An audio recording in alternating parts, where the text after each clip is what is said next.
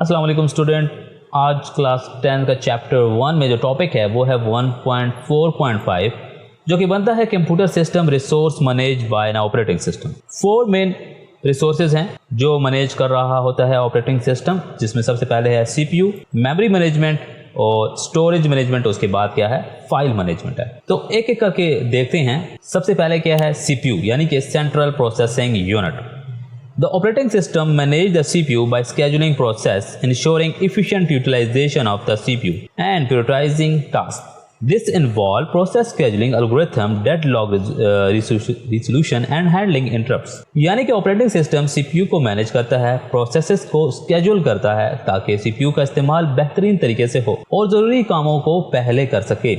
इसमें process scheduling algorithm, deadlock का हल निकालना और इंटरप्ट को हैंडल करना शामिल है। सोचो सीपीयू एक दिमाग है, ओएस डिसाइड करता है कि पहले क्या सोचना है, किस काम को बाद में करना है और अगर कोई अर्जेंट काम आ गया तो उसे फौरन करना है या नहीं। उसके बाद आता है memory management. The operating system is responsible for managing the system memory which include RAM. This involve allocation and deallocation of memory space is to various program managing memory and ensuring that each process has memory while optimizing the use of available memory। अब ये क्या कहता है, ये कहता है कि operating system की मेमोरी यानी रैम वगैरह को मैनेज करता है। ये प्रोग्राम्स को मेमोरी देने और वापस लेने, मेमोरी को मतलब एक तरीके से चलाना और हर प्रोसेस को उसकी ज़रूरत के मुताबिक मेमोरी देना शामिल होता है। यानी कि किसी को ज़्यादा रैम ना मिल जाए, ज़्यादा मेमोरी ना मिल जाए और जब उसकी ज़रूरत नहीं है तो उसे डी एलोकेशन करा दो, मतलब उससे वापस ले लो।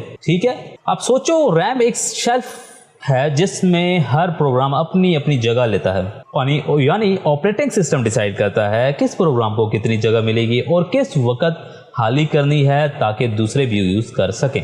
उसके बाद है जी स्टोरेज मैनेजमेंट। अब स्टोरेज मैनेजमेंट क्या कहता है, the operating system manage data storage including hardware, hard drives, SSDs and other storage devices.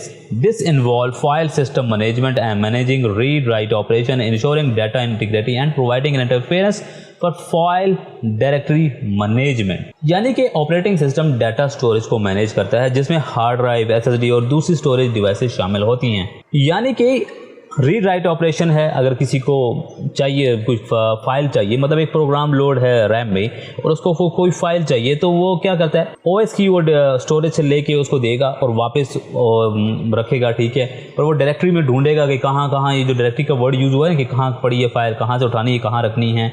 ये सारी चीज़ें क्या है, ये फाइल मैनेजमेंट कर रहा होता है। और ये कौन करवा रहा होता है, स्टोरेज ओएस कर रहा होता है, मगर इसकी कैसे कौन सी रिसोर्सेज हैं, ये फाइल मैनेजमेंट रिसोर्सेज हैं। उसके बाद है आईओ यानी input output management. The operating system manage input and output devices such as keyboard, mouse वगैरह, printers and network interfaces. This include managing devices, communication, buffering and handling device drivers to ensure that The I/O operation are carried out smoothly and efficiently। यानी कि operating system input और output devices को manage करता है, जैसे keyboards हो गए, mouse हो गए, प्रिंटर हो गए और नेटवर्क डिवाइसेस। ठीक है, नेटवर्क में कोई भी डिवाइस हो सकती है, जैसे कि वाईफाई हो सकता है, मोडेम हो गया या कुछ इस तरह की और जो है ना वाईफाई नेट से इंटरनेट से जुड़ी हुई है। ये डिवाइसेस के दरमियान क्या करता है, इन डिवाइसों के दरमियान डाटा के जो कम्युनिकेशन है उनको डाटा टेम्परेरी रखना या उनको बफरिंग कराना या और ड्राइवर्स के इस्तेमाल करना। ठीक है, ताकि सब कुछ स्मूथली और एफिशिएंट चले।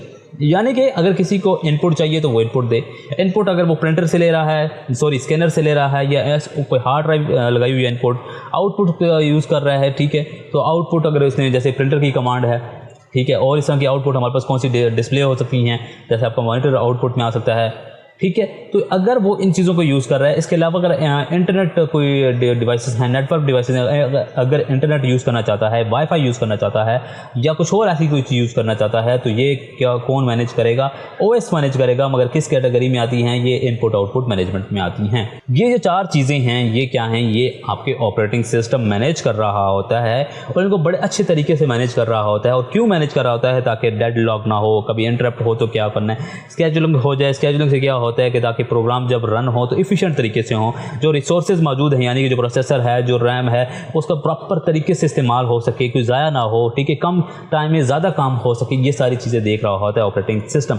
इससे पहले हम पढ़ रहे थे डेडलॉक वाली सारी चीज़ें, वो कॉन्सेप्ट यहाँ पे मर्ज करो तो आपको ये चीज़ें पिक करना बहुत ही आसान हो जाएगा। तो बस आज की वीडियो में इतना ही, छोटा सा टॉपिक पढ़ते हैं, उससे अगला नेक्स्ट वीडियो में कवर करेंगे ताकि छोटी छोटी वीडियोज़ हों और आपको आसानी से समझ आएँ, पिक करने में आपको आसानी हो। यहाँ तो कोई समझ ना आई हो तो कमेंट्स में पूछ सकते हो। आज की वीडियो के लिए थैंक यू।